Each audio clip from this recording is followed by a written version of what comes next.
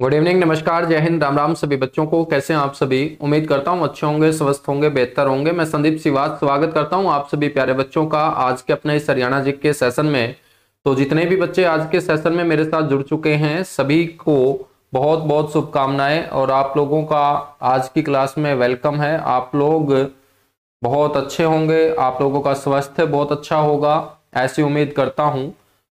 तो एक बार सारे के सारे बच्चे कमेंट करके मेरे को बता दीजिएगा कि ऑडियो वीडियो एकदम परफेक्ट है, क्लियर है, ओके है। और उसके बाद हम पढ़ना स्टार्ट करते हैं महेंद्रगढ़ जिला। और महेंद्रगढ़ जिले में हमने पिछली क्लास में पर्यटन स्थलों को बच्चों लास्ट में कवर किया था। और पर्यटन स्थलों में मैं कुछ पर्यटन स्थल आप लोगों को कवर करवा चुका था, जिसमें पीर तुर्कमान की मजार या दरगाह जो नारनौल में स्थित थी, हमजा पीर की दरगाह या मजार जो नारनौल में स्थित थी, इब्राहिम खान का मकबरा जिसका निर्माण शेरशाह सूरी के द्वारा नारनौल में ही करवाया गया था, शाह विलायत का मकबरा भी नारनौल के अंदर बना हुआ है, शाह कुली खान का मकबरा जो आराम ए कौसर बाग में बना हुआ है, इस कौसर बाग का निर्माण भी शाह कुली खान के द्वारा महेंद्रगढ़ के नारनौल में ही करवाया गया था। और इस शाह कुली खान के मकबरे का जो मुख्य द्वार है वो त्रिपोलियन शैली के ऊपर आधारित होने के कारण इसे त्रिपोलियन गेटवे बोलते हैं, जो मेरे बच्चों ये एक पर्यटन स्थल के रूप में भी लिया जाता है। ये भी नारनौल महेंद्रगढ़ में है।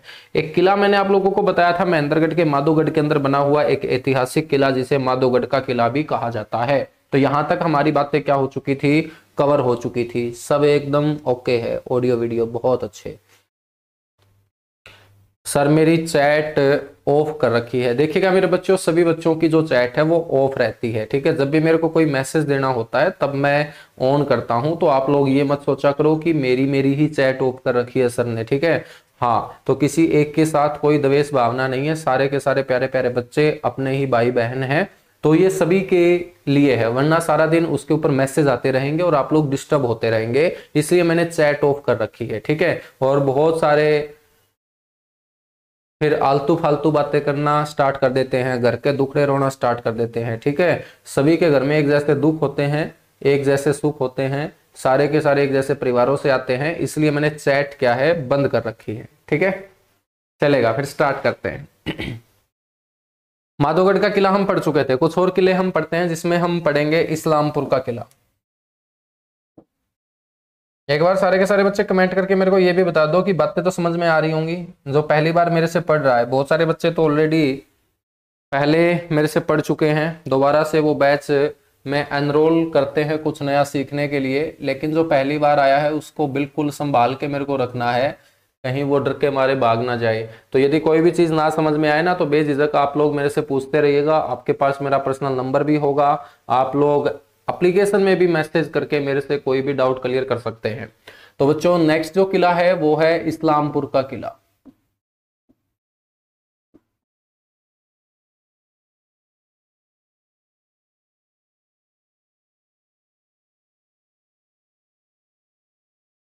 इस्लामपुर का जो किला है ये इस्लामपुर में है।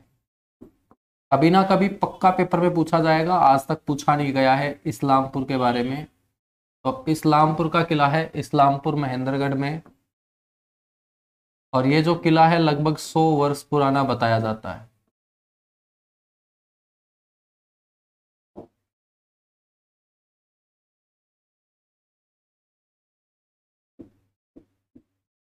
बच्चों, ये जो किला है ये लगभग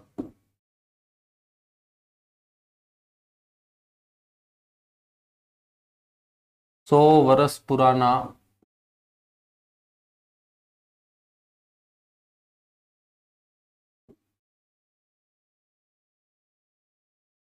बताया जाता है।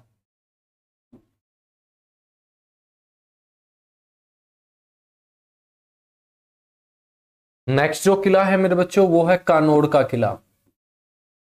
अगला जो किला है वो है कानोड़ का किला। और मैं आप लोगों से पूछूं कि कानोड़ किसका प्राचीन नाम रहा है, तो सारे के सारे बच्चे जानते हैं कि महेंद्रगढ़ को ही पहले कानोड़ के नाम से जाना जाता था, क्योंकि कानोड़ एक ब्राह्मण वंश था जो इस जमीन के ऊपर निवास किया करता था। और उसी ब्राह्मण वंश कानोड़ ने अपने वंश के नाम पर इस जमीन का नाम कानोड़ रखा था। और इसी कानोड़ के अंदर बनवाया गया एक किला, जिसका निर्माण करवाया था एक मराठा के द्वारा, और उस मराठा का नाम था तात्या टोपे। तो इसका निर्माण मराठा तात्या टोपे के द्वारा करवाया गया था।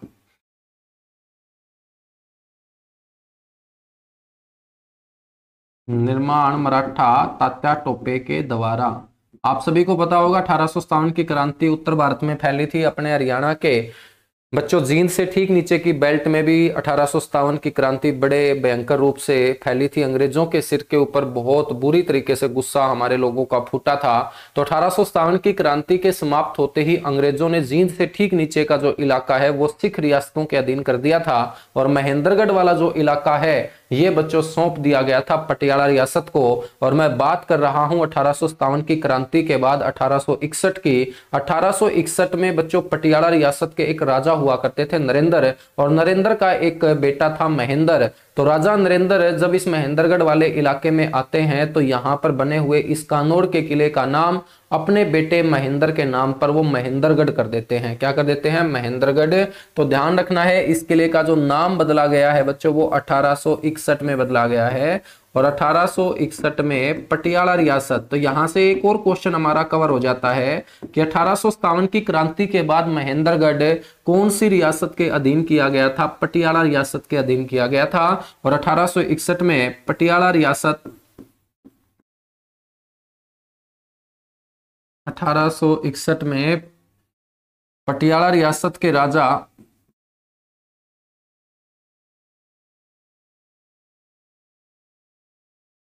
नरेंद्र द्वारा इसका नाम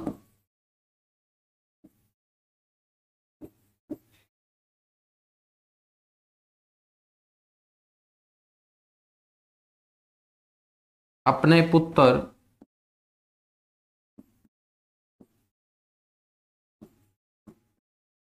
महेंद्र के नाम पर रखा बच्चों।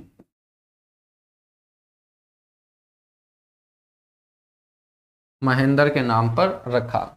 1857 की क्रांति के दौरान एक अंग्रेज अधिकारी जब दक्षिण हरियाणा वाले एक क्षेत्र में वहां की क्रांति को समाप्त करने के उद्देश्य से पहुंचता है तो इस किले की सुरक्षा पत्ती को देखकर वो आश्चर्यचकित रह जाता है, क्योंकि सुरक्षा के दृष्टिकोण से ये जो किला था ये एक अवैध किला था। इसको कभी भी बेदा नहीं गया, इसकी दीवारों को कभी भी मेरे प्यारे बच्चों क्रॉस नहीं किया गया। तो सुरक्षा के दृष्टिकोण से ये हरियाणा के अंदर एक बेहद मजबूत किला भी बताया गया है, और सुरक्षा के दृष्टिकोण से ये बेहद सुरक्षित किला भी बताया गया है। बच्चों वो जो अंग्रेज अधिकारी इस किले की सुरक्षा पत्ती को देखकर आश्चर्यचकित रह गया था, उस अंग्रेज अधिकारी का नाम आपसे पूछा जा सकता है। उसका नाम था हडसन। क्या था? हडसन। और किस तरीके से ये किला सुरक्षा के दृष्टिकोण से बेहद सुरक्षित किला था? तो इस किले के चारों ओर मेरे बच्चों बहुत गहरी गहरी खाइयां खोद दी गई थी, और कोई भी दुश्मन जो इस किले की दीवारों के ऊपर चढ़ना चाहेगा उसको पहले उन खाइयों के अंदर बच्चों उतरना पड़ेगा, और जब वो दुश्मन खाइयों के अंदर उतरेगा तो किले की सुरक्षा में लगे हुए सैनिक जो है ऊपर से वो अपने तीरों की जरिए उन दुश्मनों का क्या कर लेंगे? शिकार कर लेंगे। तो ये सुरक्षित किला इसलिए था क्योंकि इस किले के चारों ओर गहरी क्या खोद दी गई थी? खाइयां खोद दी गई थी। तो किसी भी दुश्मन के द्वारा इस किले की दीवारों के ऊपर कभी भी चढ़ाई नहीं की जा सकी थी। तो इसीलिए बच्चों हडसन इस किले की सुरक्षा पत्ती को देखकर क्या हो गया था? आश्चर्यचकित। तो बड़ा इंपॉर्टेंट क्वेश्चन है कि इस किले की सुरक्षा पत्ती को देखकर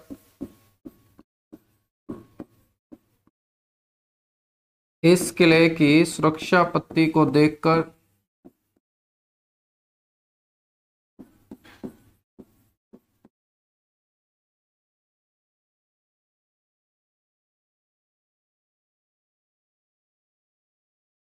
अंग्रेज अधिकारी हडसन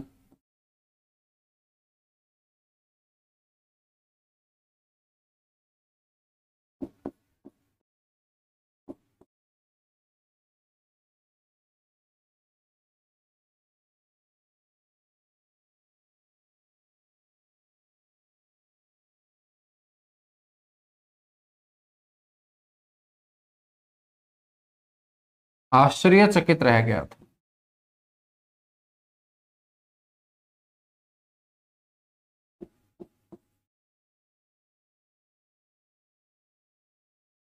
आश्चर्यचकित रह गया था बच्चों। ठीक है, तो यह है आपका कानोड़ का किला। ये आप लोगों को ध्यान रखना है। मैंने 3 किले आप लोगों को यहां पर पढ़ा दिए हैं। ठीक है,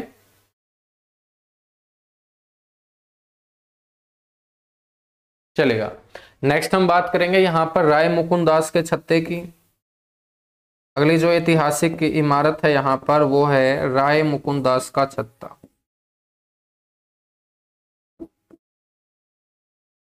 राय मुकुंद दास का छत्ता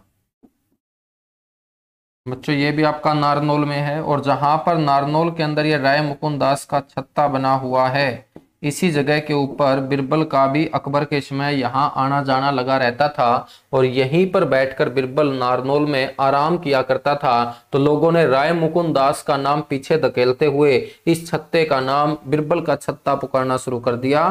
तो इसका जो दूसरा नाम है वो आप लोगों को ध्यान रखना है, बिरबल का छत्ता है। राय मुकुंद दास के छत्ते को ही हम क्या बोलते हैं, बिरबल का छत्ता।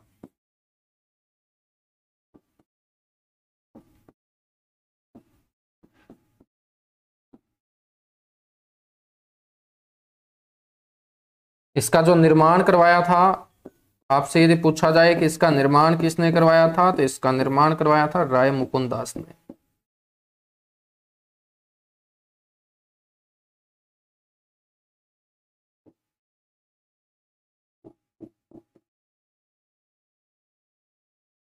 राय मुकुंद दास के द्वारा इसका निर्माण करवाया गया था। इसके बाद नेक्स्ट जो ऐतिहासिक इमारत है बच्चों वो है चोर गुबंद। चोर गुबंद तो नारनौल क्षेत्र के अंदर चोर और डाकुओं के छिपने का सुरक्षित स्थान होने के कारण इस गुबंद को प्रसिद्धि मिल जाती है चोर गुबंद के नाम से। चोर गुबंद मेरे बच्चों नारनौल के अंदर है।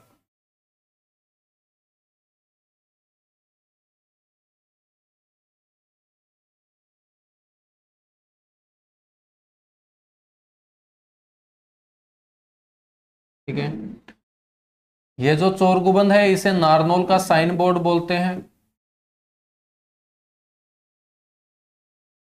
नारनौल का साइन बोर्ड बोलते हैं, और कोई बच्चा जो नारनौल से जुड़ा हो क्लास में वो अच्छे से जानता है कि नारनौल के अंदर एक पार्क है जिसे सुभाष पार्क बोलते हैं। सुभाष पार्क के अंदर ही मेरे बच्चों ये स्थित है।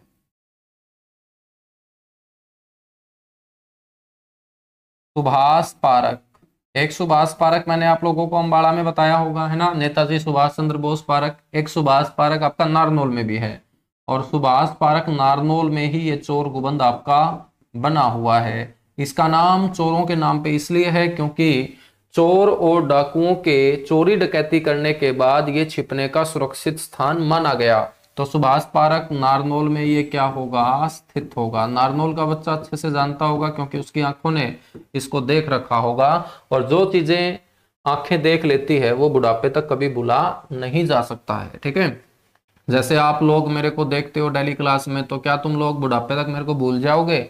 नहीं भूल पाओगे। लेकिन जितने भी बच्चे ऑनलाइन मेरे से पढ़ रहे हैं मैंने उनकी शक्ल आज तक नहीं देखी है। ठीक है, तो मैंने आप लोगों की शक्ल नहीं देख रखी है। आपके नाम तो है ममता, परमिला, तनिषा, अमित, सोनू, है ना, तो आपके नाम मेरे याद नहीं रहेंगे। लेकिन यदि आपकी शक्ल होती, आप मेरी आंखों के सामने मेरे बच्चों बैठ के पढ़ रहे होते, तो मैं भी आप लोगों के फेस को, स्कल को बुढ़ापे तक याद रखता।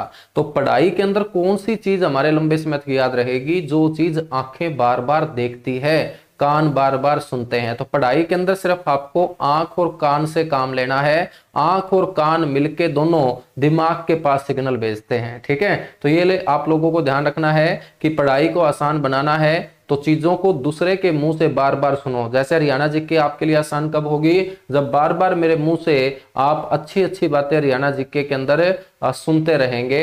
और बहुत सारी बातें जो पिक्चर के माध्यम से आगे मैं आप लोगों को ज्योग्राफी के अंदर बना बना के दिखाऊंगा, तो आंखों के अंदर वो पिक्चर आपके क्या है, बनती चली जाएंगी, वो समाती चली जाएंगी। ठीक है, तो सुभाष पार्क नारनौल में स्थित है ये चोर गुबंद। इसकी निर्माण की बात करें कि इस इमारत का निर्माण किसने किया था? इस इमारत का निर्माण करवाया था जमाल खान ने।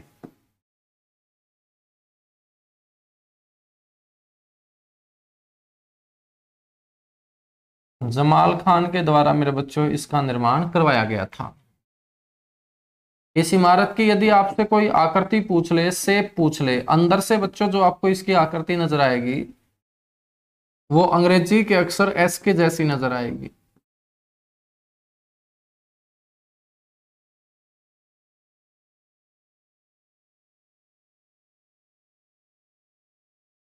अंग्रेजी के अक्षर एस जैसी, और एस जैसी आकृति होने के कारण चोर डाकू आराम से इसके अंदर चोरी डकैती करने के बाद छिप के बैठ जाया करते थे। ये है चोर गुबंद। उसके बाद है जल महल। अब मेरे बच्चों महल है तो किसी ना किसी का निवास स्थान होगा, और ये महल जल के बीचों बीच बना है तो इसलिए बोल देते हैं इसे जल महल। ये कहाँ है? नारनौल के अंदर है।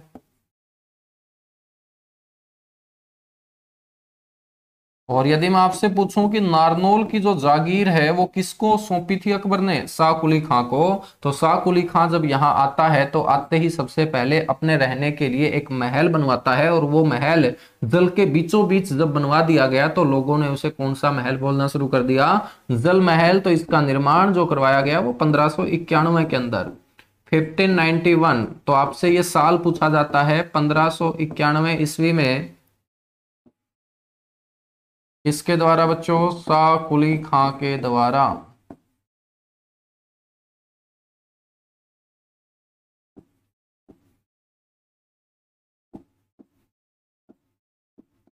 पंद्रह सौ इक्यानवे ईस्वी में शाह कुली खां के द्वारा इसका निर्माण करवाया गया, और ये शाह कुली खां का ही निवास स्थान है।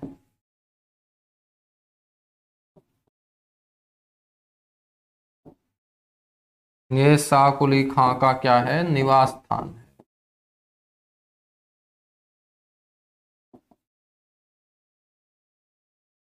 ठीक है बच्चों, हम सोबा सरोवर पढ़ चुके थे। सोबा सरोवर एक नहीं पढ़ा, तो यहां पर एक सरोवर भी है बच्चों, उसे बोलते हैं शोभा सरोवर।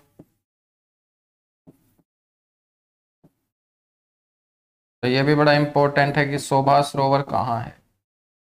शोभा सरोवर जो है ये आपका नारनौल में है। अब मैं तुम लोगों से क्वेश्चन पूछता हूं, देखना चाहता हूं कि तुम लोगों की कितनी तैयारी है और तुम लोगों को कितनी तैयारी की आवश्यकता है।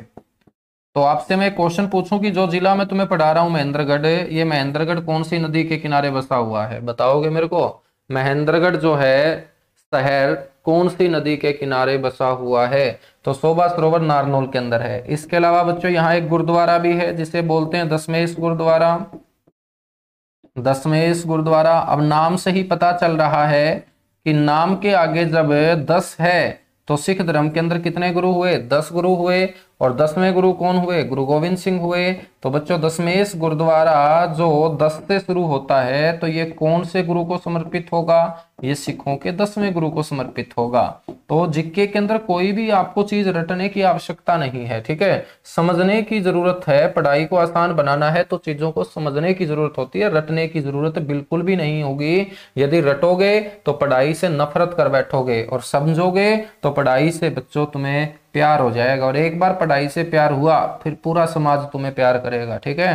फिर पूरा समाज तुम्हें प्यार करेगा। तो पढ़ाई से प्यार तुम करो और तुम्हारे से प्यार समाज करेगा। दशमेश गुरुद्वारा जो है ये सिखों के 10वें गुरु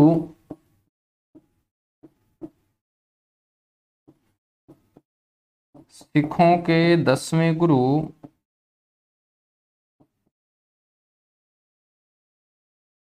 गोविंद जी को समर्पित है।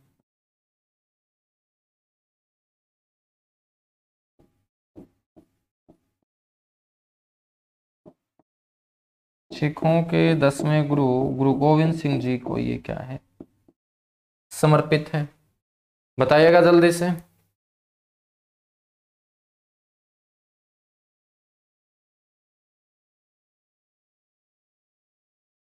यस सर, सीटी क्वालिफाई करवा दो। सीटी क्वालिफाई मेरे हाथ में होता ना मेरे भाई, आज ही मैं कर देता।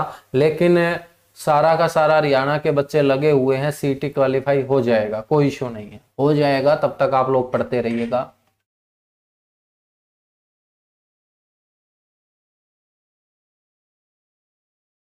बिल्कुल साहिल ने करेक्ट आंसर दिया है, साहिल ने करेक्ट आंसर दिया है। बस साहिल बहुत अच्छी तुम तैयारी कर रहे हो, ठीक है? बिल्कुल, यदि मेरी आंखों के सामने होते तो मैं तुम्हें गले लगा लेता। बहुत अच्छा आंसर दिया है, दिल खुश कर दिया तूने। दोहन नदी के किनारे बसा हुआ है महेंद्रगढ़, याद रखना बच्चों, ठीक है? दोहन नदी के किनारे बसा हुआ है महेंद्रगढ़।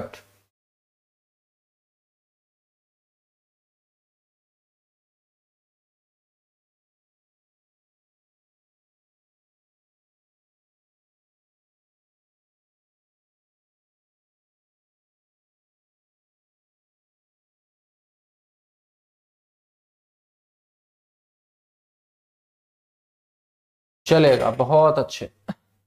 एमसीक्यू की क्लास, एमसीक्यू की क्लास भी मेरे बच्चों स्टार्ट करेंगे अगले वीक, पक्का मैं क्लास स्टार्ट कर दूंगा तुम लोगों की, ठीक है। क्योंकि जो पीपीटी वगैरह तैयार करती है गुड़िया, ठीक है, हाँ, तो वो उनके घर थोड़ा सा फंक्शन वगैरह चल रहा है, ठीक है, तो ऐसा फिर बार बार बोलना अच्छा भी नहीं लगता, ठीक है।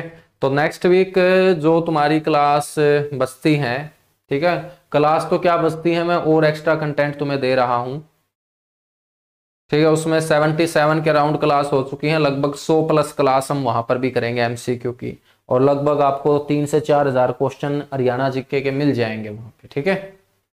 चलो, फिलहाल जो चल रहा है ना उसकी तरफ तुम ध्यान दो, इसको मत छोड़ो, बाकी वो भी हो जाएगा।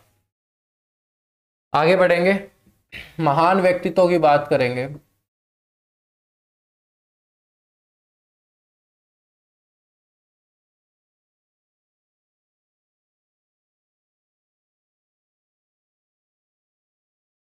ग्रेट पर्सनालिटी, महान व्यक्तित्व, महान व्यक्तित्व में बच्चों सबसे पहले बात करेंगे सबसे महान स्वामी रामदेव की।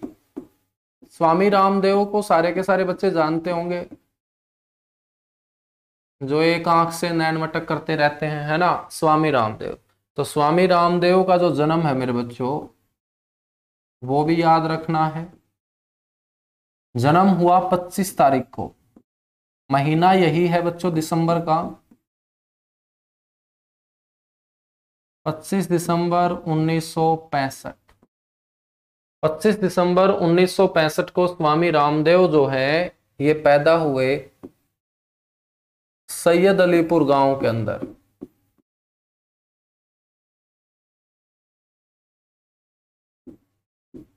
इनका जो जन्म स्थान है वो याद रखिएगा, सैयद अलीपुर गांव।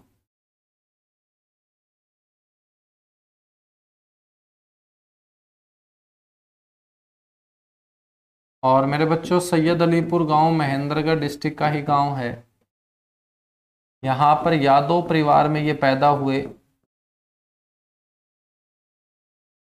घरवालों ने इनका जो नाम रखा था वो रामदेव नहीं रखा था, बल्कि रखा था राम किशन यादव। तो बचपन का नाम बाबा का आप लोगों को पता होना चाहिए, बचपन का नाम है बाबा का राम किशन यादव।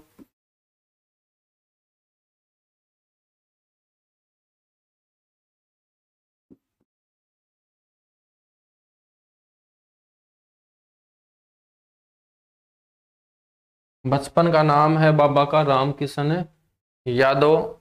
बच्चों हम बात करें इनके पिताजी की,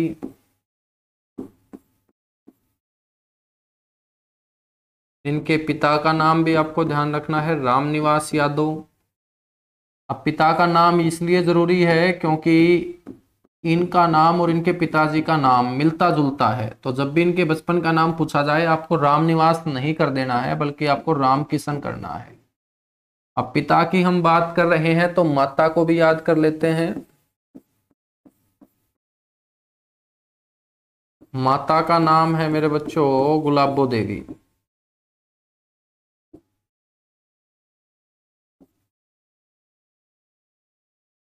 माता का नाम क्या होगा, गुलाबो देवी होगा। अब गुरु की भी बात कर लेते हैं, गुरु जी का नाम,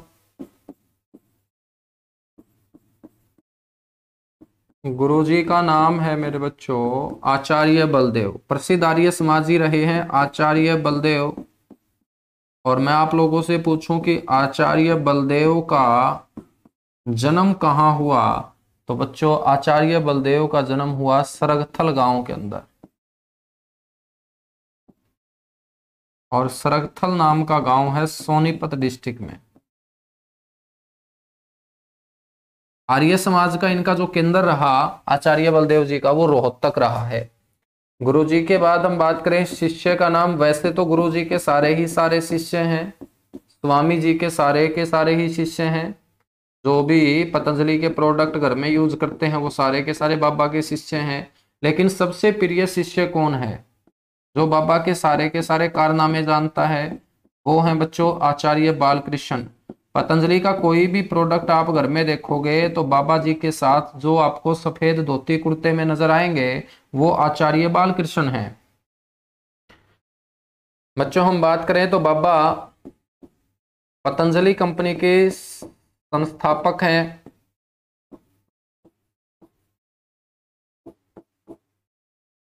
बाबा पतंजलि कंपनी के संस्थापक हैं। और मैं बात करूं कंपनी की स्थापना की, तो कंपनी की स्थापना हुई थी 2006 में।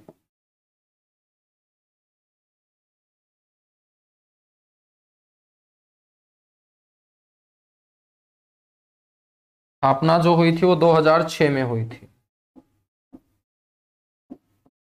बच्चों हरियाणा में योग के ब्रांड एम्बेसडर हैं। हरियाणा में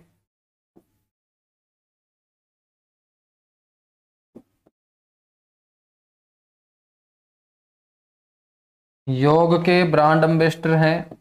और बाबा ने योग को सिर्फ हरियाणा में ही नहीं बल्कि पूरी दुनिया में ही प्रमोट किया। और जब पूरी दुनिया में योग को प्रमोट किया तो बच्चों यूएनओ, यूनाइटेड नेशन ऑर्गेनाइजेशन, जिसकी स्थापना 24 अक्टूबर 1945 को की गई थी, जिसका मुख्यालय मैनहट्टन द्वीप न्यूयॉर्क में है। बच्चों उस यूएनओ ने भी योग की महिमा को माना और अंतर्राष्ट्रीय योगा डे को परमिशन दी। और हर साल उत्तरी गोलार्ध का जो सबसे बड़ा दिन होता है 21 जून, जिसे तुम करक संक्रांति भी बोलते हो, तो बच्चों 21 जून का दिन अंतर्राष्ट्रीय योगा दिवस के रूप में मनाया जाना शुरू किया जाता है। तो अंतर्राष्ट्रीय योगा दिवस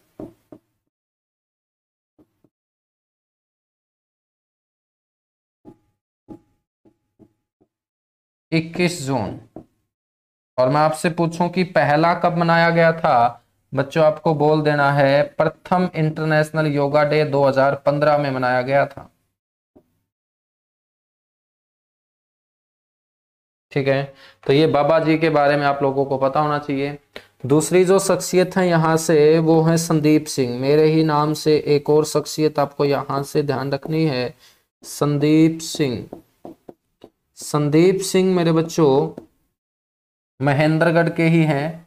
और हम क्यों संदीप सिंह का नाम लिख रहे हैं, क्योंकि ये पैदल चाल के बेहतरीन खिलाड़ी हैं। पेपर में पूछा गया है कि संदीप सिंह का संबंध कौन से खेल से है, तो आप लोग बता दीजिएगा। पैदल चाल के बेहतरीन खिलाड़ी हैं और इनका जन्म हुआ है कौन से डिस्ट्रिक्ट में, महेंद्रगढ़ डिस्ट्रिक्ट के गरीब परिवार में। तीसरे नंबर पे आते हैं महेंद्रगढ़ से शख्सियत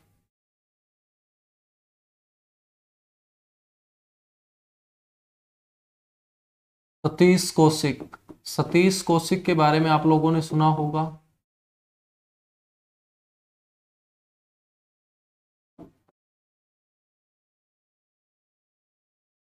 सतीश कौशिक बच्चों बॉलीवुड फिल्म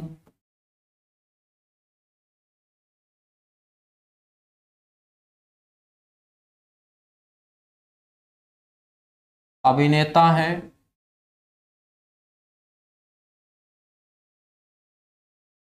बॉलीवुड फिल्म अभिनेता हैं, निर्माता हैं, फिल्में भी इन्होंने बनाई है और डायरेक्टर भी हैं। फिल्म बनाने वाले को प्रोड्यूसर बोलते हैं, क्रिएटर बोलते हैं। और जो फिल्म को डायरेक्ट करता है उसे डायरेक्टर बोलते हैं, हिंदी में निर्देशक बोलते हैं। बच्चों पेपर में आपसे एक बार पूछा गया था कि बतौर निर्देशक इनकी पहली फिल्म कौन सी हुई। ये आपके पेपर में पूछे गए क्वेश्चन है। कहीं आप सोचो कि सर इतना डीपली क्यों पढ़ाते हैं, तो सर इतना डीपली इसलिए पढ़ाते हैं ताकि आप 25 में से 25 क्वेश्चन ठीक करके आओ। 15-16 तो हर बच्चा ठीक करके आएगा। और जिन क्वेश्चनों को हर बच्चा ठीक करके आएगा वहां से सिलेक्शन नहीं आता है। जहां से मैक्सिमम बच्चे क्वेश्चन को गलत करेंगे और कुछ बच्चे ठीक करेंगे वहां से सिलेक्शन आता है। तो बतौर निर्देशक इनकी जो पहली फिल्म रही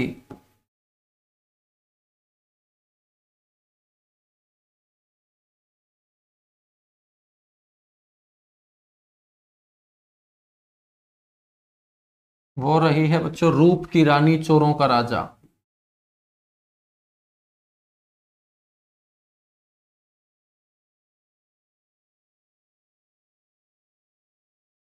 रूप की रानी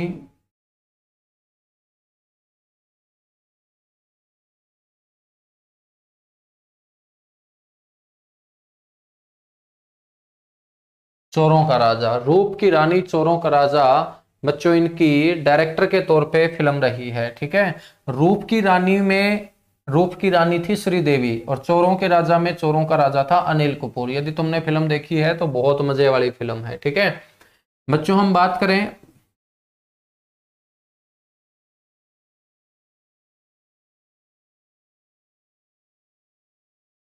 सतीश कौशिक की, तो वर्तमान में ये हरियाणा फिल्म प्रमोशन बोर्ड के चेयरमैन भी हैं। वर्तमान में हरियाणा फिल्म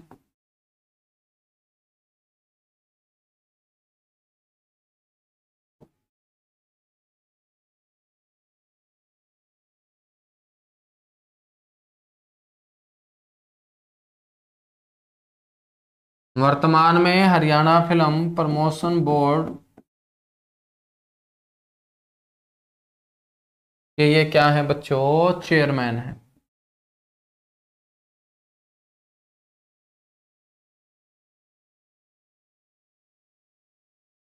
वर्तमान में हरियाणा फिल्म प्रमोशन बोर्ड के ये क्या है, चेयरमैन है सतीश कौशिक। ठीक है, नेक्स्ट जो शख्सियत है वो है मेरे बच्चों सुरेंद्र शर्मा। सुरेंद्र शर्मा को आप लोगों ने खूब सुना होगा, हास्य रस के बेहतरीन कवि हैं।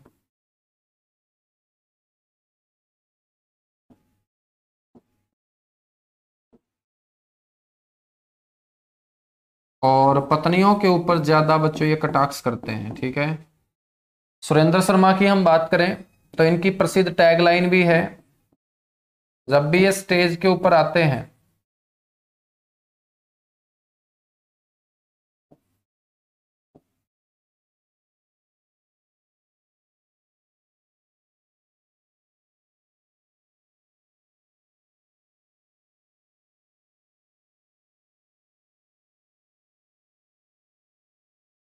जब भी ये स्टेज के ऊपर आते हैं तो बच्चों इनकी जो प्रसिद्ध टैगलाइन है वो है,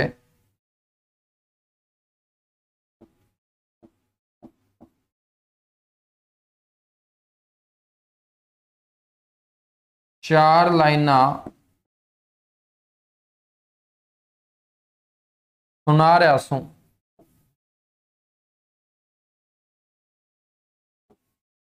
ठीक है, एक और शख्सियत यहां से याद रख लीजिएगा, और शख्सियत है यहां से गुजरमल मोदी। आप देखिएगा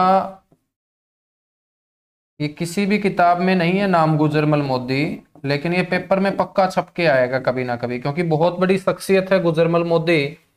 महेंद्रगढ़ में पैदा हुए प्रसिद्ध बिजनेसमैन रहे हैं बच्चों, और हम हरियाणा के अंदर इनका नाम इसलिए नहीं सुन पाते क्योंकि इन्होंने बिजनेस हरियाणा में किया ही नहीं। इन्होंने जो बिजनेस किया बच्चों वो उत्तर प्रदेश और पश्चिम बंगाल में किया है।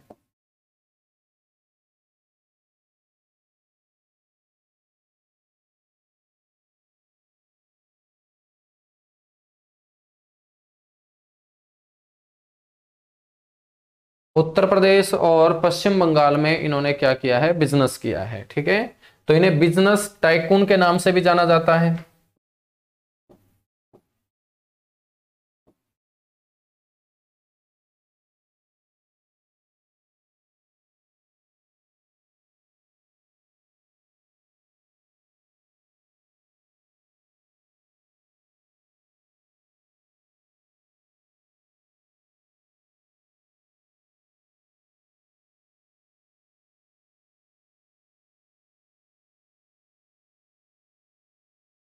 बिजनेस टाइकून के नाम से ये प्रसिद्ध है। और गुजरमल मोदी के बारे में आपको मैं बताऊं तो इन्होंने मेरे बच्चों मोदी नगर की स्थापना की। अपने सरनेम से एक इसने शहर ही बसा डाला, मोदी नगर। मोदी नगर यूपी में है।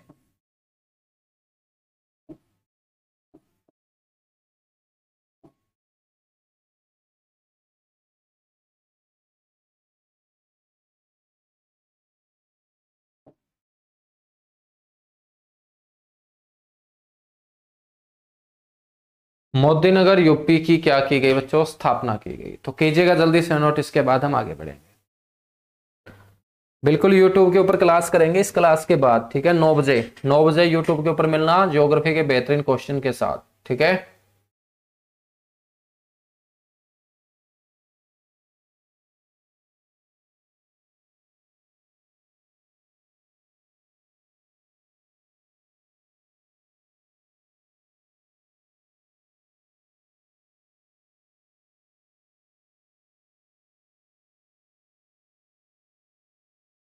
और क्लास का लिंक आ चुका है, सारे के सारे बच्चे सेशन को शेयर भी कर देना, लाइक भी कर देना। तुम लोग साथ बहुत कम देते हो मेरा, है ना। पता नहीं मेरे से क्या दुश्मनी है, बच्चों को समझ में नहीं आया। टीचरों को तो मेरे से दुश्मनी है ही है, क्योंकि मैं सबसे ज्यादा पढ़ाता हूं बस, है ना। हरियाणा जीके में 150 घंटे पढ़ाता हूं, तो टीचर तो मेरे से ये लगा लो कि कई कोस दूर रहते हैं।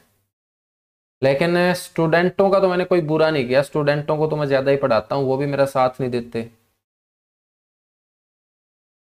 है ना।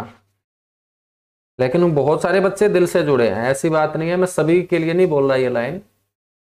लेकिन बहुत सारे बच्चों के मेरे पास मोबाइल नंबर हैं, देखिएगा जब भी कोई सॉन्ग आता है हरियाणवी तो सबसे पहले वो स्टेटस लगाते हैं, ना। अब मैंने देखा है कि बहुत सारी लड़कियों ने इतने स्टेटस लगाए एक गाने के। अभी एक गाना आया है हरियाणवी, नंगड़ा का ब्याह दी, है ना, तुमने भी सुना होगा, नंगड़ा का ब्याह दी। तो इतने स्टेटस लगाए लड़कियों ने, और मेरे को गुस्सा भी आया मन ही मन कि देख लो मेरी वाली क्लास का कोई स्टेटस नहीं लगाते, और ये नंगड़ा का ब्याह दी इसका सारा स्टेटस घुमाने लग रही है ये, है ना। तो बस ऐसे थोड़ा सा मेरा दिल को लग जाती है, और कुछ नहीं, ठीक है। तो शेयर कर दिया करो तुम लोग, ठीक है लड़कियों। तो मैं आगे चल के अच्छी सासू मिलेगी, और घरवाला भी बहुत अच्छा मिलेगा, यदि थोड़ी बहुत तामें आशीर्वाद मेरे पर ले होगी तो।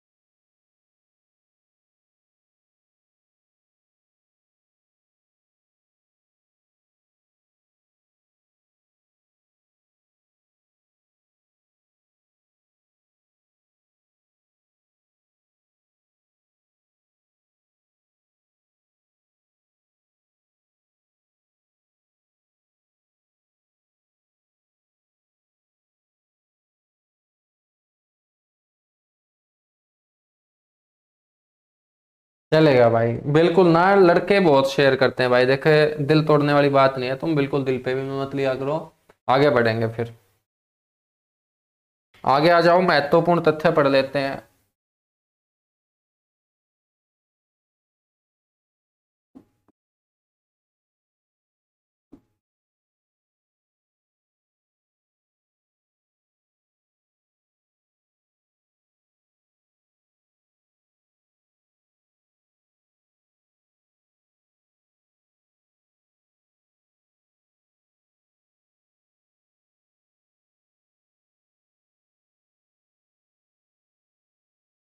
महत्वपूर्ण तथ्य, सबसे पहला पॉइंट आप लोगों को महेंद्रगढ़ में ध्यान रखना है बच्चों,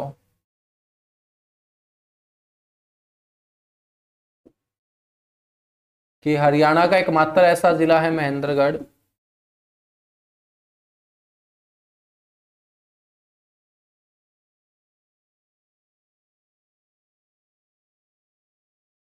महेंद्रगढ़ के अंदर हमने उद्योग नहीं पढ़े हैं, ये मेरे को याद दिलाइएगा, तुम लोगों के पता नहीं याद है नहीं है, मेरे आ चुके हैं। एक मैंने उद्योग नहीं पढ़ाए हैं, ये मेरे को बाद में याद दिलाना। और एक यहाँ पर मैंने आपको जो मिनरल्स हैं, खनिज हैं, वो भी पढ़ाने हैं, ठीक है। तो हरियाणा का एकमात्र जिला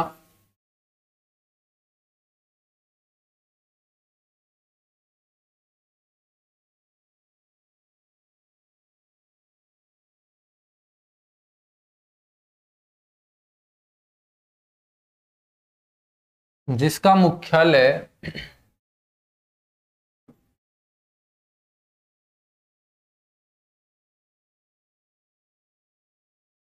उसके मूल स्थान पर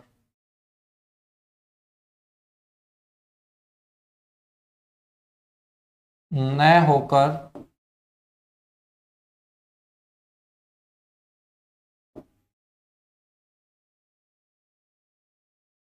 मेरे बच्चों नारनौल में स्थित है। अब जिले के मुख्यालय से मतलब क्या होगा, जिले के मुख्यालय से मतलब है जहां जिले का मुखिया बैठे। और जिले का मुखिया कौन होता है, डीसी होता है।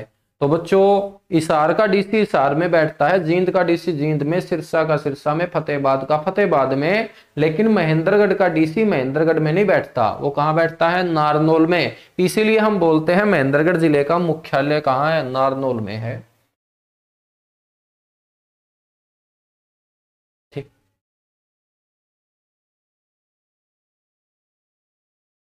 बच्चों महेंद्रगढ़ जो जिला है इसकी सीमा राजस्थान के सबसे ज्यादा जिलों के साथ भी लगती है।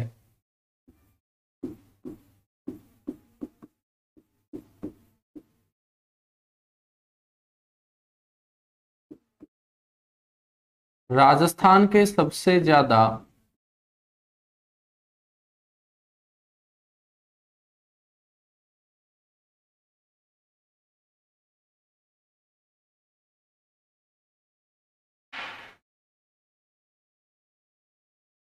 चार जिलों के साथ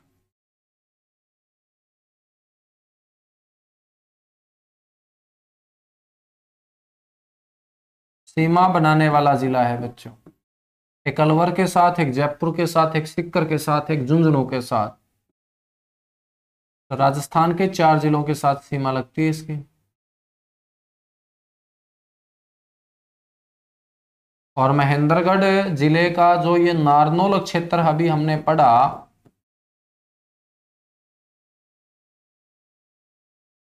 बच्चों ये राजस्थान के साथ तीन दिशाओं से घिरा हुआ है।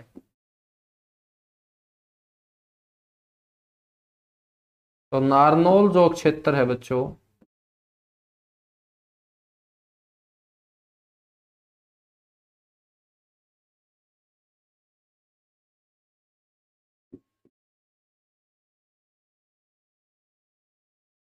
तो ये राजस्थान के साथ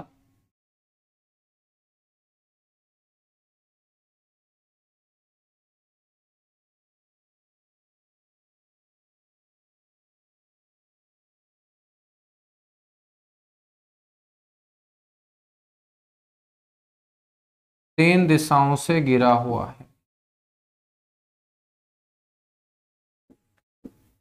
मेरे बच्चों वर्ष 1948 में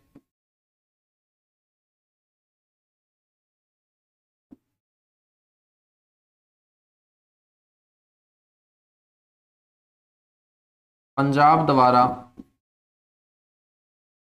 जिले का दर्जा दे दिया गया था। और जब 1948 के अंदर महेंद्रगढ़ को जिला बनाया जाता है पंजाब सरकार के द्वारा, तो बच्चों 1948 के अंदर इस महेंद्रगढ़ जिले में तीन तहसील और एक उप तहसील थी। और उस समय जो तीन तहसील थी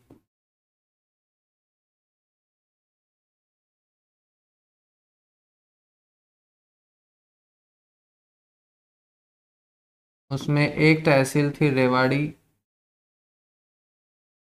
एक तहसील थी बावल, एक तहसील थी दादरी, और जो उप तहसील थी बच्चों वो थी महेंद्रगढ़। 1948 की बात बता रहा हूं तुम्हें।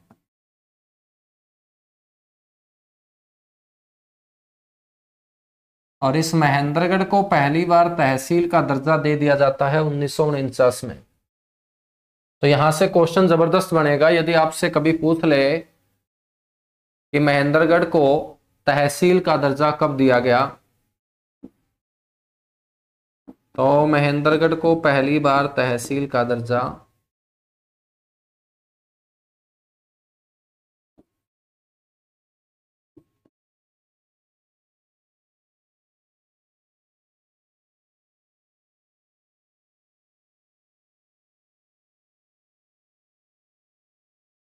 महेंद्रगढ़ को पहली बार तहसील का दर्जा बच्चों दिया गया था वर्ष 1949 के अंदर, 1949, 1949 के अंदर। ठीक है।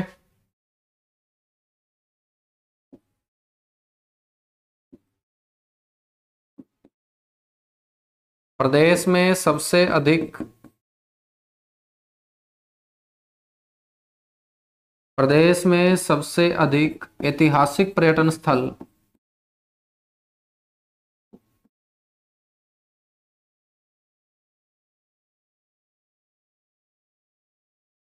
प्रदेश में सबसे अधिक ऐतिहासिक पर्यटन स्थल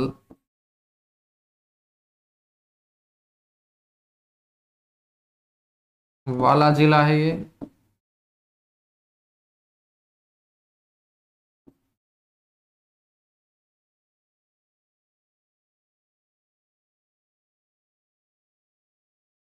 और ऐतिहासिक को यदि मैं छोड़ देता हूं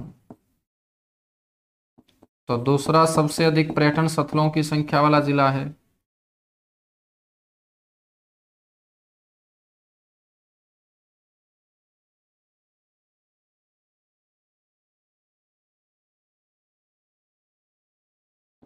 तो दूसरे नंबर पर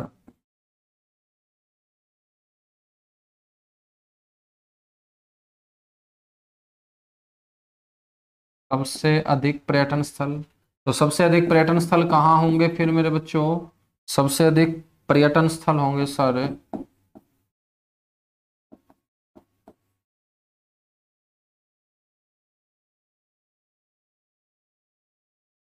कुरुक्षेत्र के अंदर। ये एक ऐसा भी जिला है, हरियाणा के अंदर एकमात्र जिला है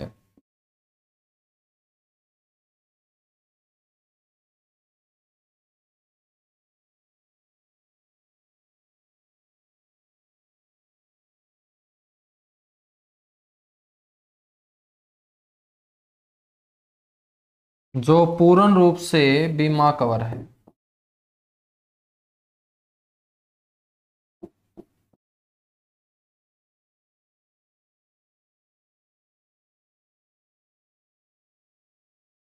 एकमात्र जिला है जो पूर्ण रूप से क्या है बच्चों? बीमा कवर है।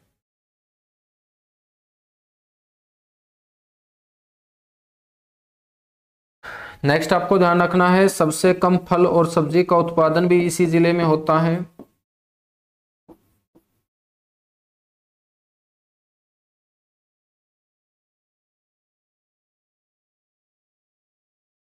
सबसे कम फल व सब्जी का उत्पादन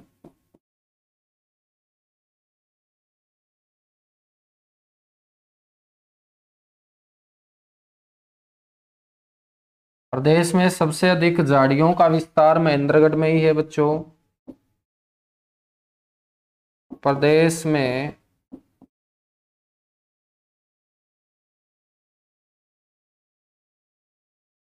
सबसे अधिक झाड़ियों का विस्तार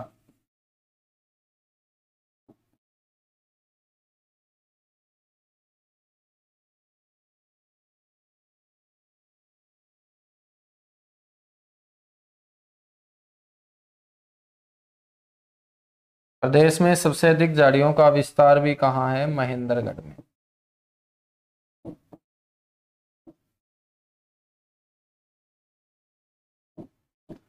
सबसे अधिक खनिज संसाधन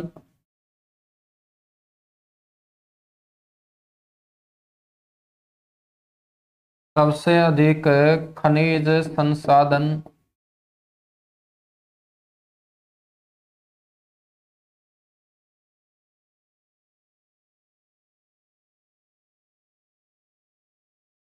इसी जिले में है बच्चों।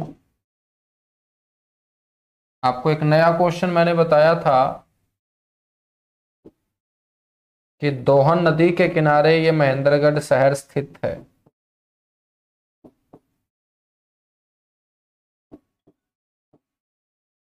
दोहन नदी के किनारे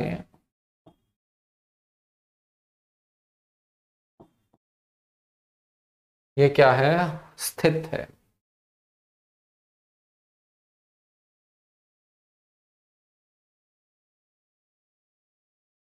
नेक्स्ट आपको महेंद्रगढ़ के बारे में पता होना चाहिए और क्या?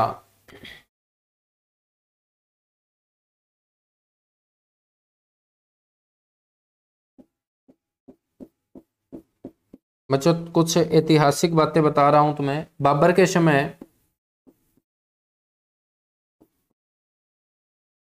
नारनौल जो है महेंद्रगढ़ का हिस्सा,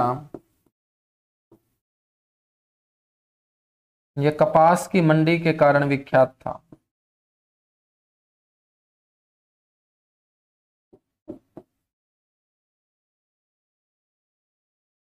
कपास की मंडी के कारण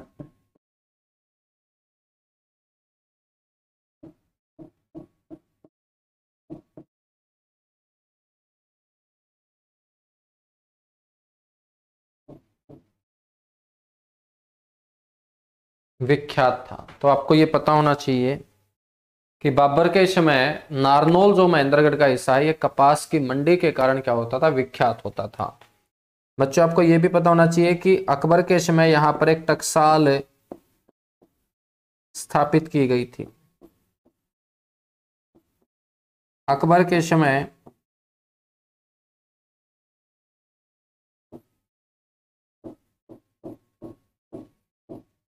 नारनौल में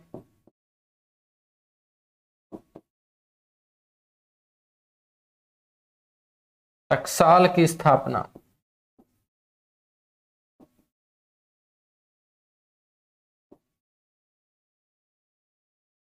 अकबर के समय नारनौल में टकसाल की स्थापना की गई, जहां पर जलाली सिक्के डाले जाते थे बच्चों।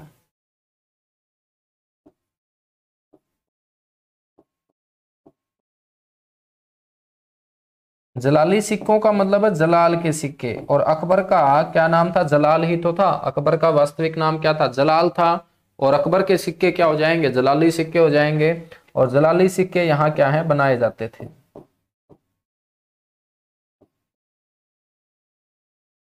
हो जाएंगी सारी की सारी बातें याद हैं बच्चों। अच्छा, झाड़ियों की गणना कुकर हुआ है जी। झाड़ियों की गणना नहीं होती, झाड़ियों का एरिया देखा जाता है, कितने एरिया में झाड़ियां हैं, ठीक है। एरिया देखा जाता है। मैंने संख्या लिख दिया क्या, झाड़ियों का विस्तार लिखा है, मैंने संख्या थोड़ी लिखी है, विस्तार।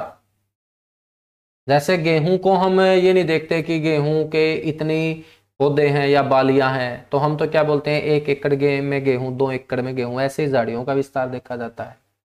Everything crystal clear, Rajvinder Kaur बिल्कुल सही बोल रही हैं कि एकदम क्लियर है सर।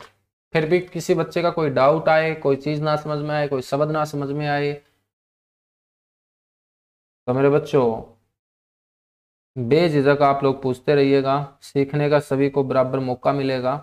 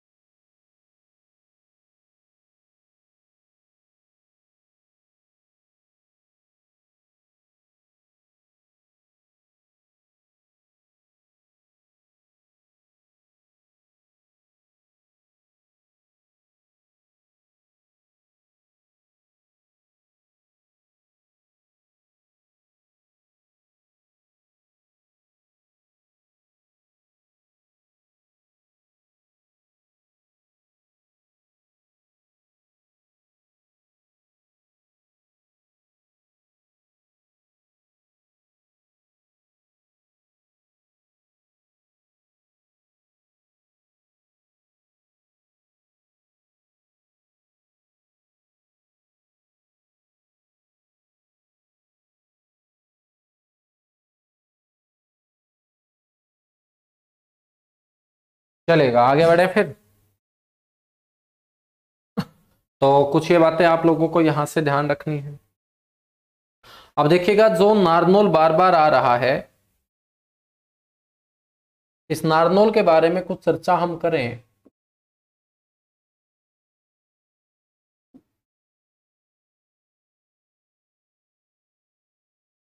बच्चों ये जो नारनौल है, सबसे पहले आपको इसका पुराना नाम पता होना चाहिए। जिसे आज हम नारनौल बोलते हैं, इसका पुराना नाम क्या है। तो इसके दो पुराने नाम रहे हैं, एक तो इसे बोलते हैं नर राष्ट्र,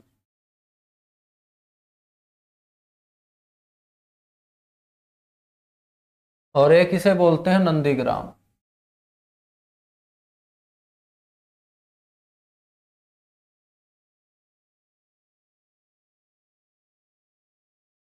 ठीक है, नर राष्ट्र व नंदीग्राम। नारनौल जो है इसे विरासत नगर के नाम से भी जाना जाता है। तो एक तो इसको विरासत नगर बोलते हैं, एक इसे बोलते हैं सिंहों का डहर।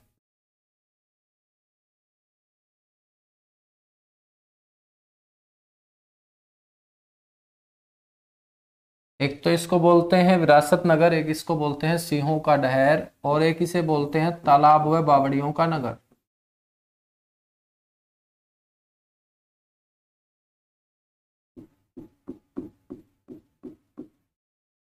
तालाब व बावड़ियों के नगर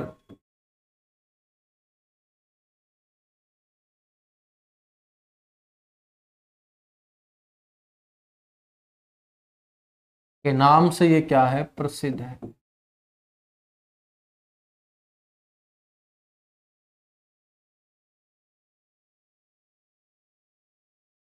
बच्चों हम बात करें इस नारनौल की स्थापना किसने की थी, तो इसके जो संस्थापक माने जाते हैं वो माने जाते हैं राजा नूनकरण। राजा नूनकरण ने इसकी स्थापना करते ही सबसे पहले अपनी माता चामुंडा देवी का यहाँ एक मंदिर भी बनवाया था, इसलिए हम चामुंडा देवी मंदिर नारनौल में पढ़ते हैं। तो इसकी जो स्थापना है वो राजा नूनकरण के द्वारा क्या है, की गई थी। ये नारनौल के बारे में आप लोगों को पता होना चाहिए, ठीक है, बिल्कुल। अब यहां पर हम बात करते हैं उद्योगों की। महेंद्रगढ़ के अंदर कौन कौन से उद्योग हैं बच्चों? एक तो यहाँ का सबसे पॉपुलर उद्योग है हवाई चप्पल उद्योग। हवाई चप्पल तुम जानते हो, बचपन में खाई होगी घर वालों से। जिसने बचपन में हवाई चप्पल नहीं खाई घर वालों की, फिर उसने बचपन भी नहीं देखा। हवाई चप्पल उद्योग। दूसरा जो उद्योग है वो है लाख की चूड़ियां। लाख की चूड़ियां अपने महेंद्रगढ़ साइड जो महिलाएं हैं वो ज्यादा पहनती हैं, राजस्थान में ये पहनी जाती हैं। तो यहाँ पर बच्चों आपका लाख की चूड़ियां उद्योग भी हैं। लाख की चूड़ियां वो होती हैं जिसको आग में तपाकर वहीं पर जिसका जो साइज हो बना के उस महिला को दे दी जाती है, वो लाख की चूड़ियां होती हैं। नेक्स्ट उद्योग है यहाँ पर एक नाइट्रोजन प्लांट है जिसे हम बोलते हैं तरल नाइट्रोजन प्लांट।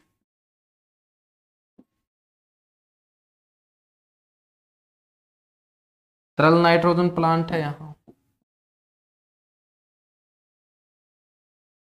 ठीक है। और इस तरल नाइट्रोजन प्लांट के अंदर सांड का स्पम रखा जाता है।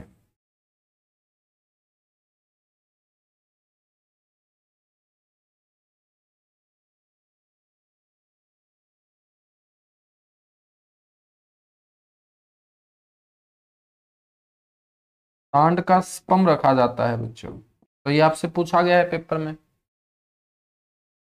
नेक्स्ट हम बात करेंगे, यहां पर है आपका लॉजिस्टिक पार्क।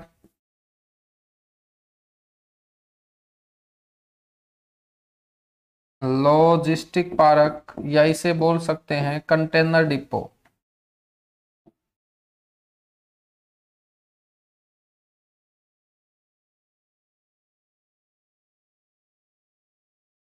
लॉजिस्टिक पार्क या इसे बोल सकते हैं कंटेनर डिपो, ठीक है।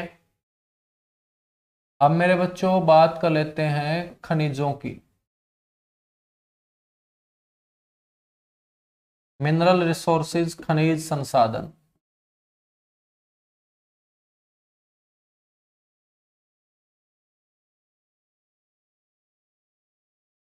खनिज संसाधनों में एक तो आपको ध्यान रखना है यहाँ पर अभ्रक। विद्युत निर्माण में बच्चों इसका उपयोग किया जाता है। अभ्रक का इस्तेमाल किस में किया जाता है? विद्युत निर्माण में।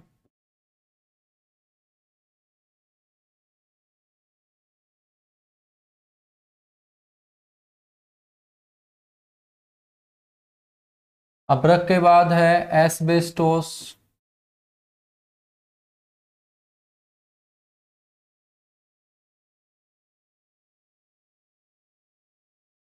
एस्बेस्टोस ये बच्चों विद्युत रोधी होता है, जो आग में नहीं जलता उसे हम एस्बेस्टोस बोलते हैं।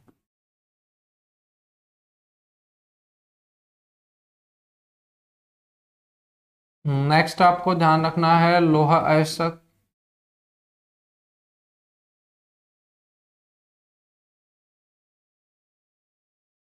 नेक्स्ट आपको यहां पर ध्यान रखना है मैग्नीज।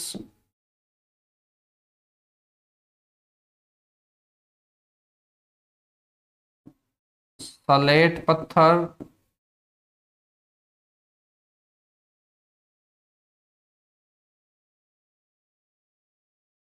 क्वार्ट्ज।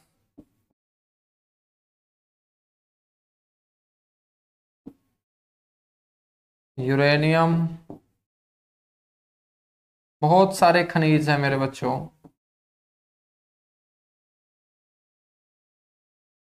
ठीक है, तो इसी के साथ हमारा महेंद्रगढ़ डिस्ट्रिक्ट होता है कंप्लीट, और कल की क्लास में हम डिस्कस करेंगे। कल की क्लास जो होगी वो मॉर्निंग में ही होगी। हाँ, और कल की क्लास में हम डिस्कस करेंगे कि इसको महेंद्रगढ़ के बाद नंबर आता है रोहतक का। ठीक है, 5 जिले हम पढ़ चुके हैं, करनाल, गुरुग्राम, जींद, अंबाला और महेंद्रगढ़। तो छठे जिले की तरफ हम कल आगे बढ़ेंगे, रोहतक को हम शुरू करेंगे। Thank you, bye bye. और अब आप सभी सारे के सारे बच्चे जीके भाई संदीप सिवाच यूट्यूब चैनल के ऊपर मिलिएगा। वहां पर मैं आप लोगों को मात्र 10 मिनट के बाद ज्योग्राफी के एक बेहतरीन क्वेश्चंस की सीरीज करवाने वाला हूं। चलेगा, आज के लिए थैंक यू, बाय बाय।